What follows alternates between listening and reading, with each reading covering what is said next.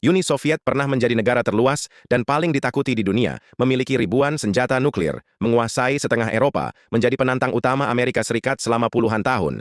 Namun pada 26 Desember 1991, negara sebesar itu runtuh begitu saja. Tidak ada invasi besar, tidak ada kekalahan perang terbuka, tidak ada ibu kota yang dibombardir. Pertanyaannya, bagaimana sebuah negara adidaya bisa hancur dari dalam? Inilah kisah runtuhnya Uni Soviet. Uni Soviet lahir pada tahun 1922. Setelah revolusi Rusia menggulingkan kekaisaran Tsar, negara ini dibangun di atas ideologi komunisme dengan prinsip negara menguasai industri, rakyat bekerja untuk kepentingan bersama. Tidak ada kepemilikan pribadi besar. Selama puluhan tahun sistem ini terlihat berhasil. Uni Soviet memenangkan Perang Dunia II di front timur, membangun industri berat besar-besaran, menjadi negara pertama yang mengirim manusia keluar angkasa.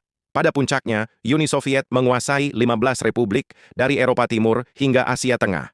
Dari luar, Uni Soviet tampak kuat, namun di dalam masalah mulai menumpuk. Sistem ekonomi Uni Soviet sangat terpusat.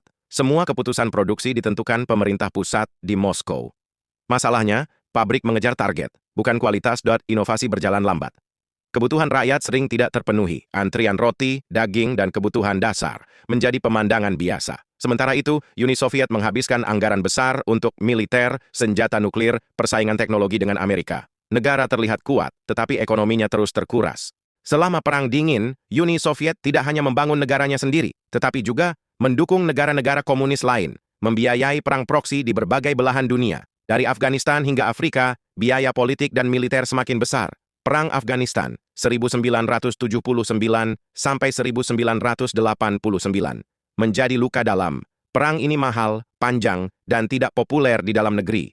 Kepercayaan rakyat terhadap negara mulai runtuh. Tahun 1985, Mikhail Gorbachev menjadi pemimpin Uni Soviet. Ia sadar, negara ini tidak bisa bertahan dengan cara lama. Gorbachev memperkenalkan dua kebijakan besar, perestroika, reformasi ekonomi, glasnost, keterbukaan informasi. Tujuannya baik, memperbaiki sistem dan mengembalikan kepercayaan rakyat. Namun dampaknya tidak terkendali. Media mulai membahas korupsi. Kegagalan negara, kejahatan masa lalu. Rakyat yang selama ini diam, akhirnya berbicara. Republik-republik Uni Soviet mulai mempertanyakan satu hal. Mengapa kami harus terus dikendalikan Moskow? Negara-negara Baltik seperti Lituania, Latvia, Estonia menuntut kemerdekaan. Di Ukraina, Georgia, dan wilayah lain, gerakan nasionalisme semakin kuat. Tentara dan partai tidak lagi solid. Ketakutan yang dulu menjaga persatuan perlahan menghilang. Agustus 1991, kelompok elite garis keras mencoba melakukan kudeta untuk menghentikan reformasi Gorbachev. Namun kudeta itu gagal total. Kegagalan ini menjadi pukulan terakhir.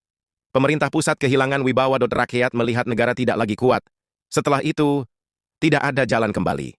Satu persatu republik menyatakan keluar.